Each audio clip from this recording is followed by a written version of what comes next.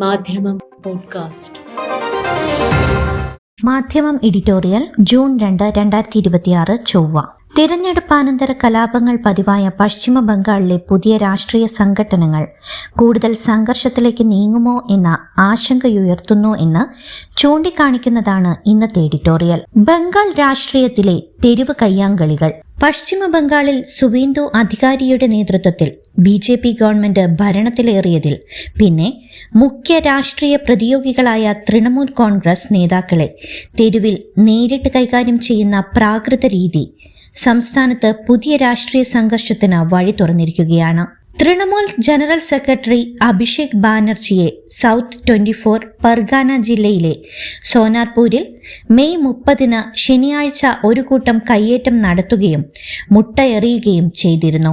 മമതാ ബാനർജിയുടെ വലങ്കൈയായ അഭിഷേകിനെതിരായ അതിക്രമത്തിൽ പ്രതിഷേധിച്ച് തൃണമൂലിന്റെ സംസ്ഥാന വ്യാപകമായ പ്രക്ഷോഭ പരിപാടികൾ നടന്നുവരുന്നതിനിടെയാണ് ഞായറാഴ്ച പാർട്ടിയുടെ മുതിർന്ന നേതാവ് കല്യാൺ ബാനർജിയെ ഹൂഗ്ലി ജില്ലയിലെ ചാണ്ടിത്താല പോലീസ് സ്റ്റേഷന് സമീപം വടികളും കല്ലുകളുമായി അക്രമികൾ അടിച്ചു വീഴ്ത്തിയത്.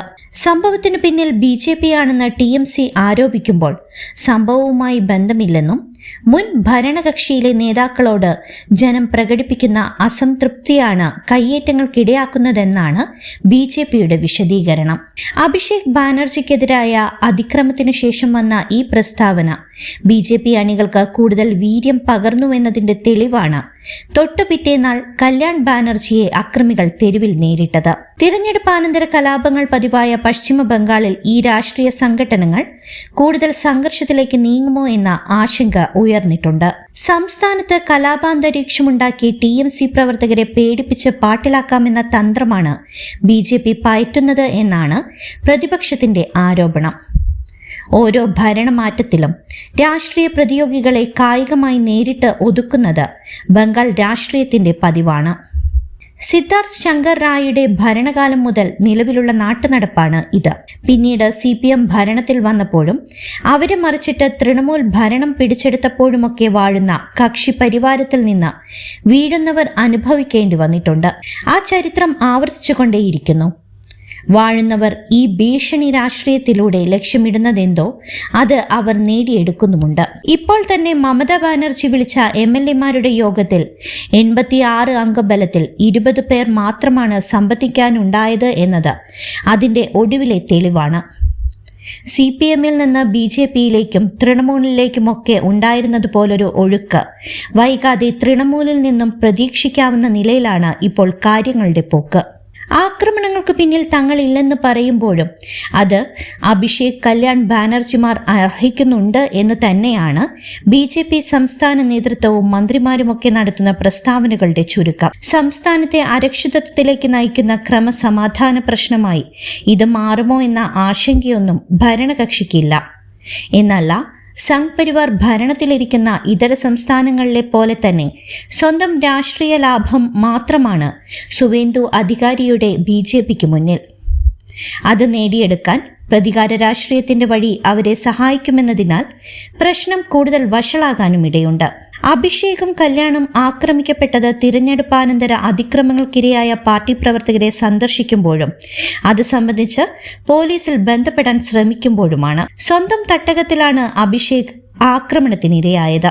ഭരണാധികാരികൾ കൊലയാളികളായി മാറിയിരിക്കുന്നു, നാണക്കേട് എന്നായിരുന്നു തൃണമൂൽ കോൺഗ്രസ് മേധാവി മമതാ ബാനർജിയുടെ കമന്റ്.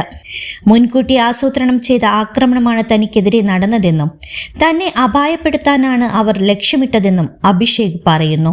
കൊല്ലാനുള്ള നീക്കമാണ് നടന്നതെന്ന് കല്യാൺ ബാനർജിയും ആരോപിക്കുന്നുണ്ട്.